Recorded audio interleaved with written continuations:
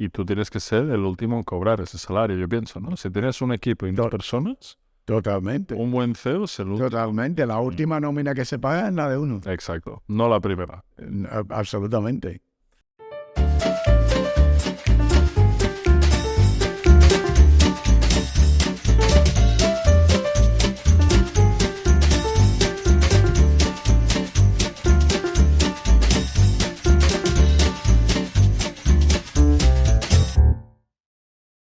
Bienvenidos al podcast de B Combinator, la aceleradora, fondo de inversión y coworking en Barcelona. En nuestro podcast entrevistamos a figuras relevantes y exitosas en el mundo del emprendimiento.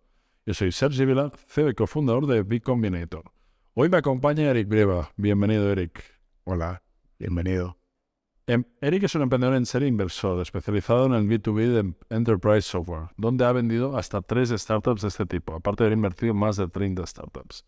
Hoy hablaremos de un tema que se habla poco y creemos que es muy relevante en mi comunidad, y es por qué fracasan las startups. Y es que el 90% de las empresas que se crean en España no llega a los 3 años. Pero antes de empezar, Eric, en un minuto quiero dar un poco de puntos sobre tu recorrido, que podéis ver más en 2 episodios que tenemos en el canal. Pero antes de empezar, un podcast tan estupendo, brindemos con la estupenda. Estupendo. ¿Qué decir de Eric Brieva, socio, fundador y presidente de B Combinator? Eric Brieva, como he dicho, es emprendedor en serie e inversor en startups de origen cubano que tiene una historia brutal de emprendedor hecho a sí mismo, que podéis ver en nuestro canal. Resumiéndolo hoy aquí, Eric vivió y creció durante el gobierno comunista de Fidel Castro, donde fue profesor de universidad con tan solo 22 años y a la vez emprendedor a pesar de todas las dificultades y prohibiciones propias de dicho momento histórico. Más tarde voló a Europa entrando por Londres. Eric tiene 5 carreras y másters distintos, desde negocio, machine learning, pasando por matemáticas, entre otros, y en su faceta startupera, como ya hemos dicho, ha creado y vendido 3 startups de B2B Software Enterprise e invertido en más de 30. Eric, bienvenido a Unicorn Lab. ¿Te parece que empecemos? Gracias. Gracias a ti por Me estar. has puesto con las nubes. No es para tanto. Punto número 1. Como he dicho, el 90% de las empresas que se crean en España no llegan a los 3 años, según CB Insights. Habla de 2 razones principales, de las cuales destacan falta de financiación, como punto número 1, el mercado no necesita el producto, punto número 2, y la competencia fue mejor y más rápida. Tú que has fundado, invertido y visto tantas startups en tus cerca de 30 años de carrera, en tu opinión, ¿por qué fracasan las startups? Muy bien. Hoy vamos a hablar de eso, pero en mí es habitual hablar de por qué triunfan las startups. De hecho, en B Combinator nos dedicamos cada día a ayudarles a hacer las cosas que tienen que hacer para triunfar. Habéis seguramente visto un pitch mío que se llama Las 12 características del emprendedor exitoso, que define pues qué es lo que tiene que hacer el equipo emprendedor bien hecho, y si no lo tiene incorporado, aprenderlo, educarse en ello e incorporarlo a su ADN para llevar adelante una empresa con éxito. En ese pitch hago especial énfasis en la importancia de tener adquiridas las 12 características, porque si solo una falla, una de las 12, es alta probabilidad de que la empresa falle. Entonces, respondiendo a tu pregunta, ¿por qué pueden fallar las startups? Pues puede ser simplemente porque falla una sola de esas 12 características, ¿no? Que ahora podemos abundar en ellas. Por favor, ¿cuáles son estas 12? Y si nos puedes poner un ejemplo de una frase de cada una de ellas. Pues, por ejemplo, la tenacidad es muy importante. El saber afrontar las adversidades que se presentan. A lo largo del camino de una startup, pues hay muchos obstáculos, muchas adversidades, agentes externos, internos, que pueden causar problemas a la empresa. Hay que saber sobreponerse a todos ellos y no derrumbarse y levantarse ante cada caída. He visto numerosos emprendedores que han desarrollado productos excelentes con un product market fit excelente en el mercado, que han lanzado con éxito y sin embargo fracasar porque ante la acumulación de adversidades no han sabido ponerse de pie, ¿no? Han tirado la toalla antes de tiempo porque realmente es un camino duro y difícil. Esta es una de las características, ¿no? También tenemos la resiliencia. No solo saberte levantar con fuerza, ser lo suficientemente cabezón y tenaz para levantarte, sino levantarte sin una versión mejorada de ti mismo.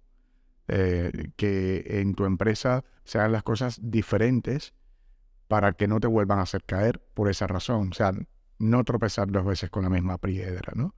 Esa capacidad de adaptación es también muy importante.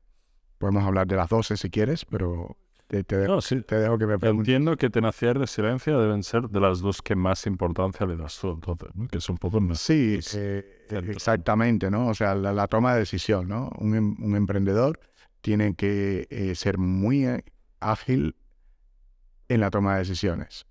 Y además, no solo ser ágil, sino simplemente el hecho de tomar decisiones.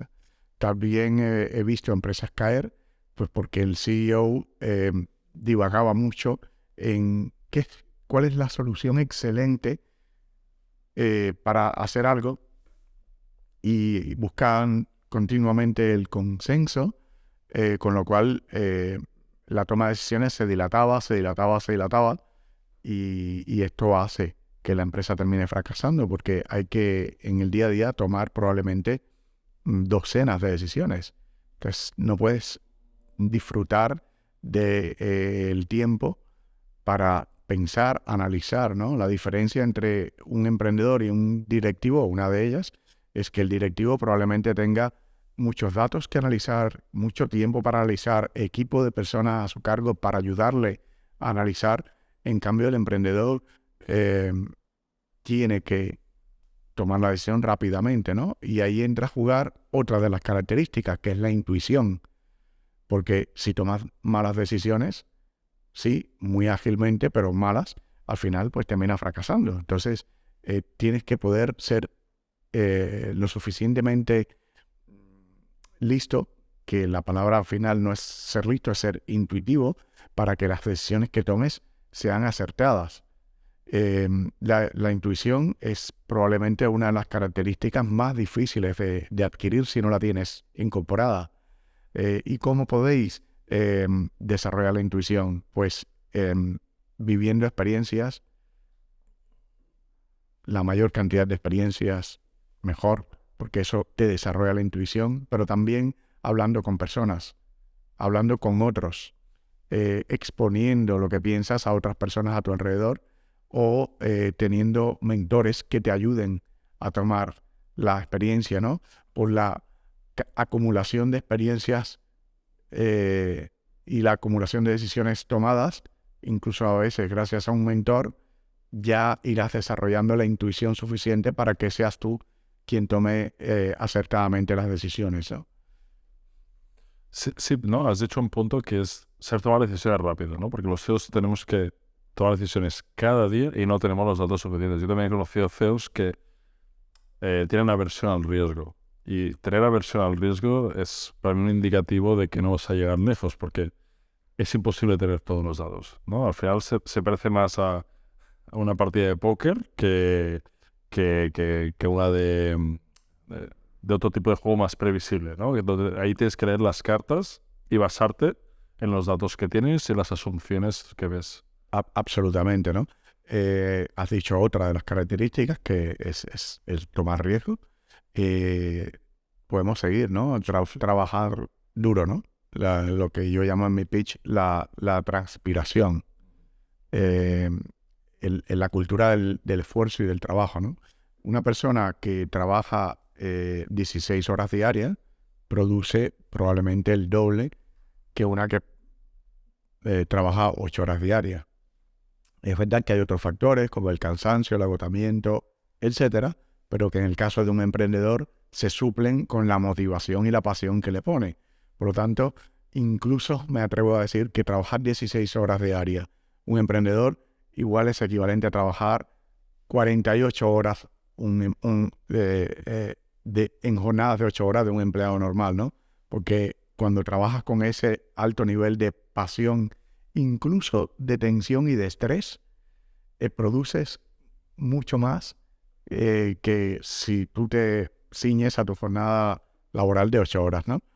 Has hecho un punto muy bueno aquí, que es cuando llegas al límite, que es lo que yo llamo pasar hambre, Uh-huh. y llegas a descubrir tus cosas que no pensás que eras capaz de hacer, ¿no? Por ejemplo, cuando pivoté de Travis a Flycube, yo realmente estaba al límite a nivel de caja, no tenía caja. O sea, recuerdo 2 meses comiendo pasta, huevos, todo muy apurado, ¿no? Pero ¿qué pasaba? Que yo estaba hasta las 4 en la oficina, pivotando, buscando ideas, validando modelos de negocio con otros 2 co-founders, durmiendo en el despacho, ¿no? Y eso fue brutal, fue la hostia, ¿no? O sea, casi no lo cuentas, ¿no? Por entendernos, y casi tengo que dejar el sueño de ser emprendedor. Pero ahora en perspectiva digo, hostia, nada te puede llevar más al límite que la pasión por querer conseguir algo. Así mismo es, ¿no? Y eso, pues veis cuando jóvenes emprendedores hacen lo mismo que hicimos en nuestro día y que nos llevó al éxito, y realmente dan muchas ganas de seguir luchando y apostando por ellos, ¿no? Tú sabes que una de las cosas que nos diferencia aquí en B Combinator de otras incubadoras es la convivencia con los emprendedores, ¿no? Este entorno inmersivo que tenemos aquí en B Combinator hace que los emprendedores se impregnen de nuestra experiencia y de nuestra cultura, ¿no? Pues esta semana yo he estado en contacto toda la semana con un emprendedor, Paul, de Seedfy, y él esta semana ha dormido aquí en B Combinator todos los días. Ha estado trabajando, no se ha querido ir a casa, y ha estado trabajando madrugadas, él y todo su equipo técnico, porque estaban solucionando empezaron campañas de marketing y querían llegar a tiempo con unas funcionalidades del producto al mercado, ¿no? Y han estado trabajando, hoy lo han solucionado, pero desde el lunes no había salido de aquí de las oficinas, ¿no? Y esto ha sido una motivación y decisión suya como emprendedor de su propia empresa, ¿no? Todo esto que hemos hablado hace referencia al ADN, principalmente al CEO, ¿no? Y luego de los otros co-founders. Luego hay otros factores más externos, ¿no? De la personalidad, que yo te tiro 7 conceptos, ¿vale?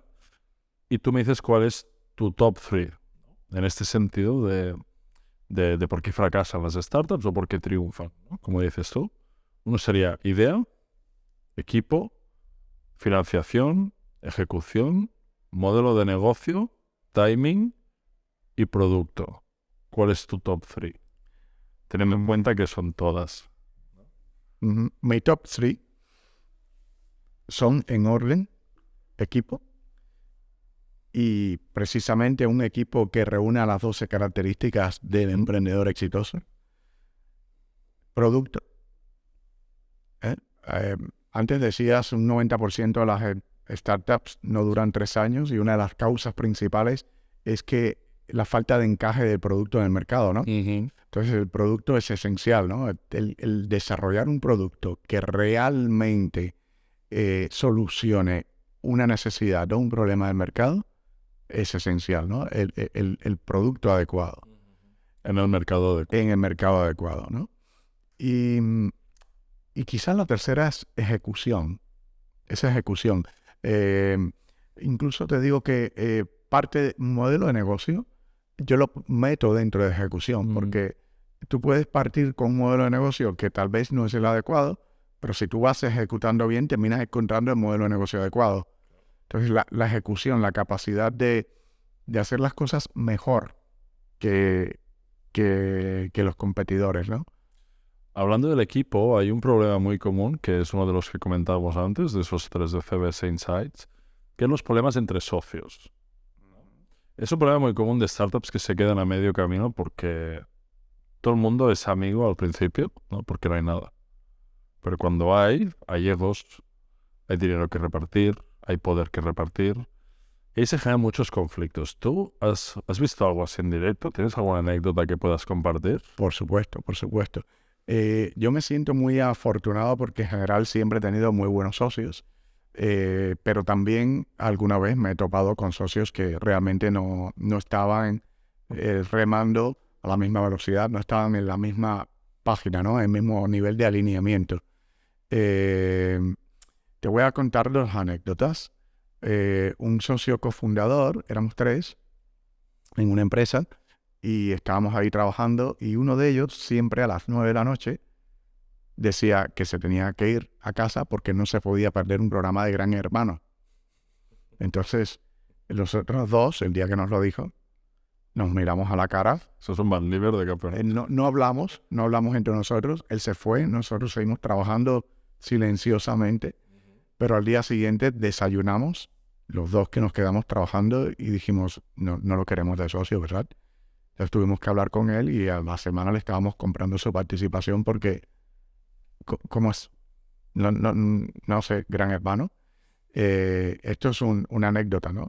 Los socios tienen que poder remar todos a la vez, no hay empresas de todos y el esfuerzo que se requiere es igual de todos.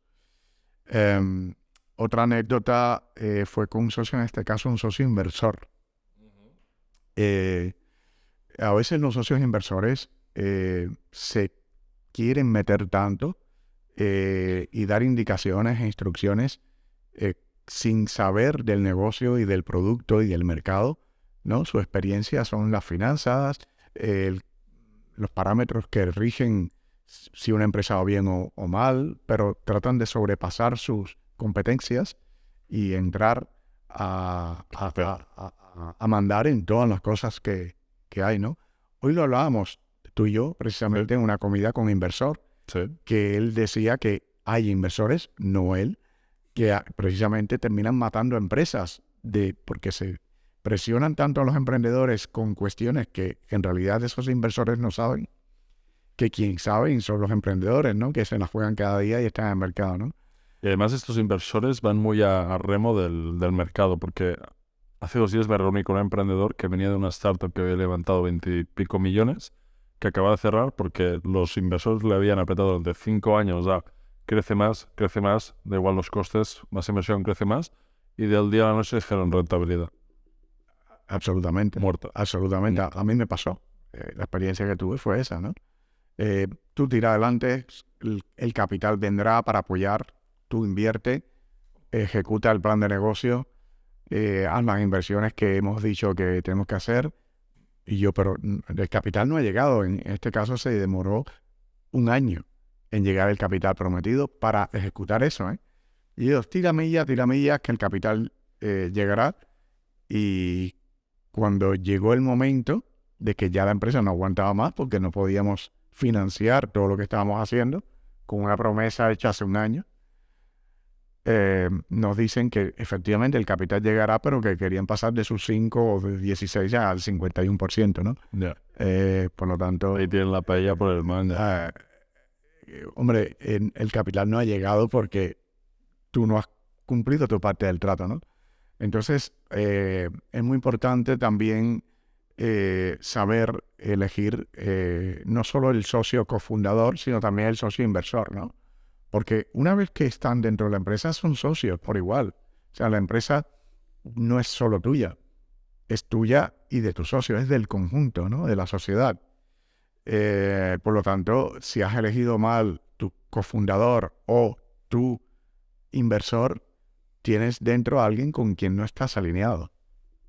Totalmente, Eric. Además has hecho un punto que es súper interesante, que es lo de que el capital llegará, ¿no? Que ese es un mensaje que conozco una startup que el inversor le dijo, tú céntrate en producto, que todo el capital que necesites llegará. Es que hizo contratar programadores y programadores y programadores. Vino la crisis del año pasado, se aflojó y le dijo, ya no te puedo dar más capital. Y perdió casi 4/5 tuvo que despedir al 80% del personal. Yo creo que no hay nada más peligroso que decirle a un CEO que es no te preocupes de vender, céntrate en producto. Creo que es lo más peligroso del mundo, porque como CEO tienes que salir a vender lo más rápido posible, validar, ¿no? De crecer en producto. Hay proyectos como Deep Tech que requieren un tiempo, ¿no? de maduración y seguir con un producto muy completo, pero la mayoría de aquí en Micrometro siempre decimos, si el primer mes que estás aquí no estás vendiendo, algo estamos haciendo mal todos. A mí varias veces me han preguntado cuál es la diferencia entre un emprendedor y un empresario. Bueno, el emprendedor es el que tiene el empuje y el drive para empezar algo desde cero, ¿no? Asumiendo todos los riesgos, todas las responsabilidades, para bien o para mal, ¿no? Y el empresario es una persona, pues, con mucha experiencia de gestión, pero lo podríamos resumir en una fórmula. En una fórmula. El empresario es el que está constantemente buscando ingresos menos gastos igual a beneficio. Y yo sí recomiendo a todos los emprendedores que cuanto antes se conviertan en empresarios. Aunque seas muy joven, al menos conviértete en empresario para que apliques en tu empresa desde muy temprano la fórmula ingreso menos gasto igual a beneficio. Porque eso es lo que realmente te da la garantía de que tienes una empresa que puede que no crezca tan rápido, pero que nunca va a quebrar si siempre esa fórmula da positivo, ¿no? Totalmente. Hablemos de pactos de socios, que son muy importantes, especialmente en nuestro mundo, que hay tantos players diferentes unidos debajo de un accionariado, ¿no? El pacto de socios protege, por un lado, a todos los socios, ¿no? Porque si un socio cofundador se va, que no pueda bloquear la empresa y libere esa parte del accionariado que tiene. Pero a la vez, muchas veces es un mecanismo de control que pone por encima a los inversores de los emprendedores, ¿no? Es decir, es un mecanismo necesario, pero que a la vez te protege de conflictos y en algunas ocasiones te crea nuevos. ¿Qué opinión tienes de los pactos de socios en tu recorrido en el ecosistema? Sí, bueno, tengo diversas opiniones, ¿no? O sea, he tenido diversas experiencias. Efectivamente, el pacto de socios es una herramienta muy importante para buscar el confort y el marco común en el cual los socios se pueden mover, ¿no? Precisamente antes hemos comentado problemas cuando un socio falla, ¿no? Pues si no tienes un pacto de socios firmado y un socio falla, es bastante difícil el poder, pues, invitar o pactar con ese socio su salida, ¿no? Porque se te puede tirar al suelo y decir, no, yo no me voy. O pedirte una barbaridad que está muy por fuera de lo que sería incluso el valor de mercado, ¿no? Por sus participaciones.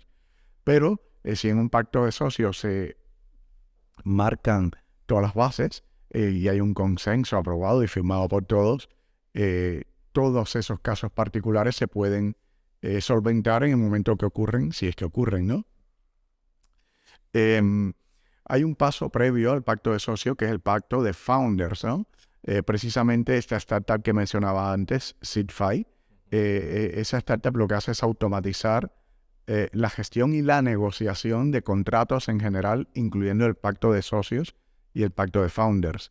Entonces, incluso antes de tener inversores, es conveniente que entre fundadores haya un pacto de founders, porque ¿Qué pasa si alguien se va? ¿qué pasa si alguien se va? Hay veces que son muy jóvenes y dicen, no, yo voy a tirar aquí un tiempo en esta startup y después me voy a hacer un máster en Suecia, y dejas la startup y a tus colegas colgados, ¿no? Entonces también es bueno que haya un pacto de founders, ¿no? En el lado negativo he tenido experiencias cuando el pacto de socio es demasiado abusivo, es muy impuesto por los inversores, depende del tipo de inversor, ¿eh? Yo he tenido inversores excelentes, muy buenos, y pactar o negociar un pacto de socio con ellos ha sido pues cuestión de una tarde. Y he tenido inversores, venture capitalists muy tiburones, que la negociación del pacto de socios ha durado 2 meses. Porque era tan abusivo en contra del equipo emprendedor, al final terminamos aceptando muchas cláusulas abusivas pues, por agotamiento y también porque la empresa se muere, ¿no? Si estás negociando una ampliación de capital y no llega porque te tiras 2 meses negociando el pacto de socios, pues has dedicado mucho tiempo y energía y ya necesitas ese capital, ¿no? Claro, claro. De hecho, hay una cláusula que es muy típica, que es la de Bad Liver y Good Liver, que muchos emprendedores firman sin entender realmente lo que significa, ¿no? Y uno de esos emprendedores soy yo, que en Flytube, con mis co-founders, pues los inversores nos pasaron un pacto de socios estándar en el sector, Nuestro abogado lo validó. Todo bien, ¿no? Para quien no lo sepa, bad liver y good liver son dos cláusulas de cuando uno de los founders se va, ¿no? Bad liver es si se va voluntariamente o comete un delito, que en medio de estos casos tiene que dar el 100% del equity que tiene, un precio acordado, o un 50%, lo que se acuerde entre todos los socios. Y el good liver cedes menos parte porque el board o el CEO, si no eres CEO, te sacan de tu posición como laboral como co-founder, ¿no? Claro, muchos emprendedores firman a veces los pactos de socios sin saber que esto puede pasar, ¿no? Y de hecho yo pregunté hace poco a varios de nuestros emprendedores a quienes hemos explicado el pacto de socios estándar cuando invertimos para entender si ellos entendían, ¿no? Lo que significa. Y la mayoría sí que lo entendían, pero había después de explicar algunos casos, pero eso significa que si me voy, cedo todas las participaciones, ¿no? Entonces creo que es muy importante dar el mensaje de que cuando hagas un pacto de socios te asesores muy bien, que lo entiendas todo perfectamente, porque vas a poner tanta energía y tiempo en eso que será como tu bebé. Lo dices muy bien, ¿no? Pero por eso nos ha gustado tanto aquí en B Combinator a esta startup Seed5 que ha venido, que precisamente automatiza todo eso de una manera tal que hace como un poco de árbitro entre todas las partes, ¿no? Es un sistema automatizado que entre todas las partes implicadas que negocian un pacto de socio, hace un poco del árbitro mediante un visor automatizado y te va guiando y te va enseñando qué es cada cosa y ayuda a conseguir el consenso y la firma del pacto de socio siendo bien entendido por todas las partes, ¿no? Y yo pienso que en la medida en la que tanto en esto del pacto de socio como en otras facetas la tecnología y la inteligencia artificial ayuda a tenerlo todo bien automatizado, realmente ahorrará mucho tiempo, dinero y dolores de cabeza a la hora de negociar un pacto de socio o cualquier tipo de contrato, ¿no?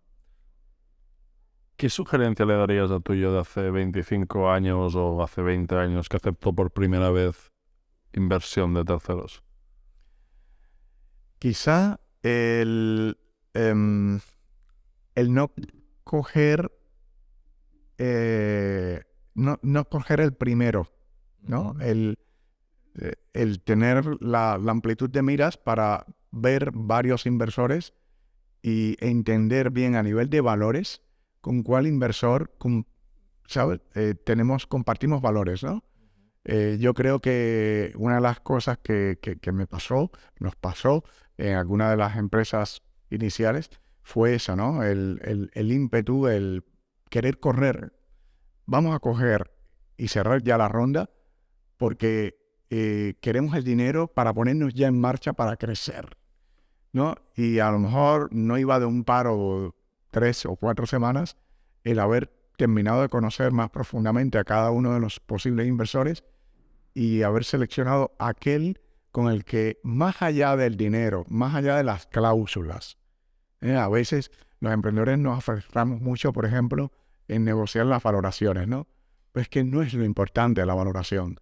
Hay otras cláusulas, porque los inversores tiburones te bajan la valoración, pero te meten otras cláusulas que por detrás, ¿sabes? O te suben la valoración mucho para que tú te sientas cómodo y por detrás te la bajan, ¿no? Entonces, hay mucho rejuego, ¿no? Entonces es mejor terminar cerrando con aquellos inversores con los que compartes valores, visión del negocio, visión del mercado, que puedan tener también una visión sobre tu producto, que te puedan ayudar en otros aspectos como, no sé, la gestión de recursos humanos, o sea, que te puedan ayudar con otras cosas y no irte con el primero que te ha aceptado la valoración más alta, que tú te sientes más rico, pero en realidad estás firmando una trampa, ¿no? Sin embargo, sí que es verdad que la mayoría de emprendedores no tienen la oportunidad de poder escoger. Es decir, hay muchos más startups buscando capital que inversores interesados en darlo, ¿no? Los inversores suelen invertir en pocas oportunidades al año, en el fondo. Entonces, muchas veces el emprendedor tiene que coger incluso startups muy buenas, ¿no? Tienen al final un fondo de inversor conocido bueno, que tiene mucho deal flow, quizá tiene 500 oportunidades que estudiar para hacer 5 inversiones. Y de esas 500 quizá 100 son buenísimas, ¿no? Porque tienen de Berlín, de París, de Barcelona, de Madrid. Entonces, muchas veces el emprendedor no tiene el privilegio de poder escoger, ¿no?, con quién se quiere acostar, ¿no? Hay veces que sí, hay veces que sí, pero hay muchas veces que no. Bueno, yo ahí tengo una opinión. Y es que en la mayoría de las veces que no, y esto es un aviso a navegantes, es porque realmente esos emprendedores no es que no tengan la oportunidad de escoger, sino que no están preparados para ser invertidos por un inversor. Muchas veces, y aquí lo vemos en B Combinator, ¿no? Como vemos muchas startups que aplican que en realidad no están preparadas, no son invertibles, no han trabajado por sí solos lo suficientemente como para construir algo que sea invertible. Entonces, yo pienso que se puede hacer una criba muy grande, ¿no? Hay muchos de los que no consiguen ese inversor es precisamente porque ellos no han hecho los deberes, ¿no? Sí. En cambio, aquellos que ya vienen, que ves que hay un trabajo realizado detrás, un trabajo de meses o de un año, en solitario, desde su casa, con sus amigos, preparándose para crear un producto más o menos un MVP, tal vez cuando llegan al inversor aún no son invertibles, pero con ayuda de incubadoras, de aceleradoras como B Combinator, se transforman en invertibles, ¿no? Hay otra consecuencia positiva de el trabajarlo y echar las horas, ¿no? Y es, tal vez con lo que has creado no necesitas inversor y puedes empezar a financiarte de cliente en etapas iniciales, ¿no? Entonces, yo pienso que si miramos a la historia de las empresas, la mayoría de las empresas no se crearon con inversión de un capitalista, se crearon con el esfuerzo de los emprendedores. Entonces, retomemos eso, ¿no? O sea, que los emprendedores se esfuercen, creen cosas y cuando sea el momento de lanzar al mercado o de buscar capital, entonces van a buscar capital, pero no me vengas a buscar capital si no te lo has currado antes. No, eso es una cosa que a mí me sorprende mucho. Emprendedores que te piden inversión, que no tienen nada aún, o tienen muy poco, no tienen clientes, eso por supuesto, ni un early product market fit, ni nada. Y te dicen, pues que yo necesito cobrar algo. Como si ese fuera tu problema, ¿no? Es decir, tú lo has hecho, yo lo he hecho en el sentido de yo financié el primer capital que hacía falta para mi empresa, salía de mi bolsillo y las horas de mi tiempo, ¿no? Hasta que no tuve algo, no me senté a pedir nada. De hecho, mi primera ronda de inversión en Flycube llegó cuando facturábamos 80.000 euros al mes, ¿no? Y los co-founders fuimos los últimos en cobrar de todos los que había ahí. Entonces, cuando veo emprendedores que dicen, no, es que necesito inversión porque tengo que empezar a cobrar ya o tendré que dejarlo y buscar un trabajo, a veces no entienden que es un tema suyo, ¿no? Es un tema suyo, no es tu responsabilidad arreglarle la No, es que absolutamente al contrario, es su responsabilidad. Es decir, el que haga eso no es un emprendedor. Exacto. Y desde luego nunca va a ser un empresario, ¿no? Porque ¿quién es, en el mundo entero, quiénes son los encargados de pagar los salarios? Los emprendedores, los empresarios. Por lo tanto, un emprendedor que quiera que le paguen un salario no es un emprendedor, es un empleado, ¿no? Totalmente. Tú como emprendedor eres el responsable de generar dinero para pagar a los empleados y a ti mismo. No puedes esperar a que alguien te pague tu salario, te lo tienes que pagar tú. Y tú tienes que ser el último en cobrar ese salario, yo pienso, ¿no? Si tienes un equipo y 2 personas, totalmente. Un buen CEO es el último. Totalmente. La última nómina que se paga es la de uno. Exacto, no la primera. Absolutamente. Eso nos lleva a un último punto, Eric, de esta apasionante conversación, que es el riesgo y el fracaso, ¿no? En Estados Unidos el fracaso está muy bien visto. Se ve como una academia, un aprendizaje, ¿no? Lo has intentado, lo has dado todo.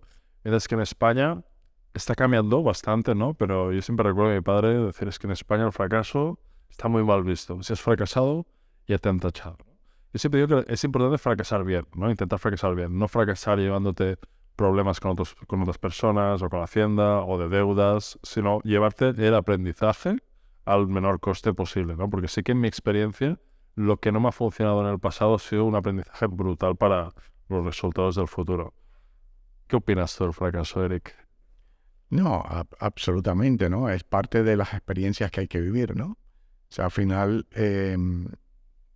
uno es lo que ha vivido, ¿no? Eh, y la vida no es solo cosas positivas. La vida tiene cosas positivas, cosas negativas, y cada día ocurren cosas up and down, up and down, up and down.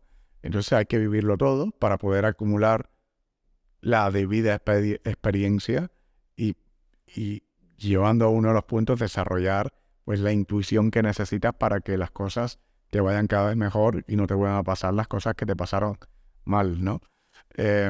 Yo pienso que efectivamente, o sea, el fracaso tiene que ser visto como una experiencia más, una experiencia más.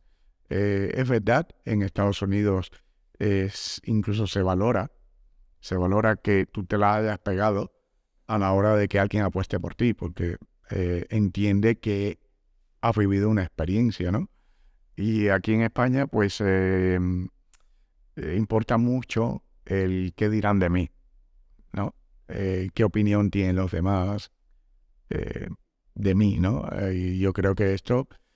pero tengo la sensación de que que estamos evolucionando mucho, ¿no? Yo recuerdo cuando llegué aquí a España, empecé a trabajar, estuve unos meses en una empresa antes de emprender y no quisieron contratar a una chica de directora de marketing porque había fracasado con su empresa anteriormente, ¿no? Y no la contrataron en esa empresa, ¿no? En cambio, después, mira, la vida quiso que yo siguiera el rastro de aquella chica y esa chica fue súper exitosa siendo directora de marketing en otras empresas. Pero siento que ahora, eso fue hace 25 años, siento que ahora eso ha cambiado, ¿no? Aquí mismo, bueno, B Combinator es una excepción porque esto lo tenemos muy claro, eso es un oasis, ¿no? Pero aquí, de hecho, siempre estamos primando a aquellos emprendedores que lo han intentado y han fracasado versus al que se afrenta por primera vez, ¿no? Totalmente. Porque sabemos que ha aprendido lecciones, ¿no? Pero no, yo en Strands, mi empresa anterior, por ejemplo, hostia, cada vez que yo recibí un currículum de un empleado que había sido emprendedor, lo cual significa que ha fracasado, porque si hubiera triunfado no estaría haciendo el trabajo, ¿no? Pues yo he dado indicaciones, por favor, mírenme a este con lupa, porque yo creo que lo queremos captar, ¿no? Validen si mi mindset es acertada, pero prioricen al que ha sido emprendedor versus al que no lo ha sido, ¿no? Totalmente, Eric. Para cerrar el episodio, ¿qué consejo le darías a alguien que está empezando justo ahora? A cualquiera que esté empezando justo ahora, no le podría dar mejor consejo que venga a B Combinator. O sea, faltaría más. Eso. Faltaría más.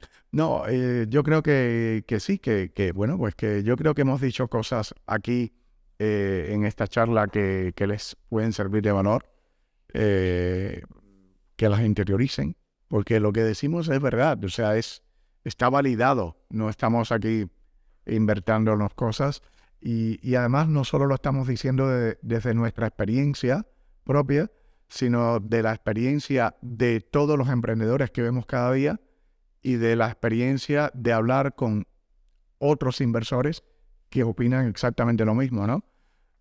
O sea, trabajar duro, currároslo, cuando nadie va a apostar por ti porque quieres que apuesten por ti, sino porque tú eres capaz de demostrar con hechos concretos que merece la pena apostar por ti, ¿no? Y desde luego aquí en B Combinator estamos para eso, para ayudaros y para hacer que seáis exitosos. Lo vamos a intentar. Nuestra misión, nuestra meta es que seáis como mínimo tan exitosos como lo hemos sido nosotros. Y eso es lo mínimo, lo mínimo. Nos gustaría que seáis 1000 veces más exitosos, ¿no? Entonces, buscaros alguien quien os ayude. Hay otras incubadoras y otras aceleradoras. Todo el ecosistema es una labor necesaria y fantástica. O sea que no somos los únicos tampoco en el mercado. Queremos ser los mejores. También tenéis las figuras de un mentor. Buscaros a alguien en quien poder confiar. Yo he tenido siempre mentor y lo he ido a buscar. O sea, a mí me ha nacido buscar y algunos de mis mentores han sido personas que no conocía antes, que por su trayectoria fui y le pedí, quiero que me mentorices y que me ayudes, ¿no? Totalmente, porque si tú tienes 25 años hoy, busca a alguien de 45, 55 que haya hecho lo que tú quieres hacer. Exacto. Y te ahorrarás 20 años de experiencia, ¿no? O sea, los libros son una fuente brutal de conocimiento porque coges todo el trabajo de toda la vida de una persona en 250 páginas. Es Exactamente. una maravilla. Marco Aurelio, todo esto, puedes aprender 100 años de vida de una persona en un libro, ¿no? Y eso es lo mismo pues con un mentor. Exactamente. Al final, antes de construir algo fuera, mira si es construido bien dentro. Eric hoy nos ha hablado de 12 puntos. Tenéis una charla que hizo Eric en TED, en nuestro canal de YouTube y Spotify. Entonces, mirad si tenéis esos 12 puntos. Antes de empezar a construir fuera, construid dentro. Y con esto, Eric, cerramos un apasionante capítulo de hoy, en el que has hablado de distintos puntos alrededor de la construcción de los founders y las startups. Hemos contado con la increíble presencia de Eric Brieva, fundador y presidente de B Combinator, a quien hemos podido conocer un poco mejor y saber pues, cuáles han sido sus claves del éxito a la hora de fundar una startup, encontrar socios, encontrar inversores y crear la carrera que ha creado, ¿no? Durante esos 25 o 30 años en el mercado. Eric, ha sido un placer contar contigo, al igual que tenerte socio cada día. Y agradeceros a todos los que estáis escuchando esto, difundiendo en redes sociales, difundiendo por todos los canales posibles. Sabéis que B Combinator es vuestra casa. Aquí os esperamos para convertir grandes emprendedores en emprendedores de éxito. Y para adquirir energía, no os olvidéis de beber la estupenda.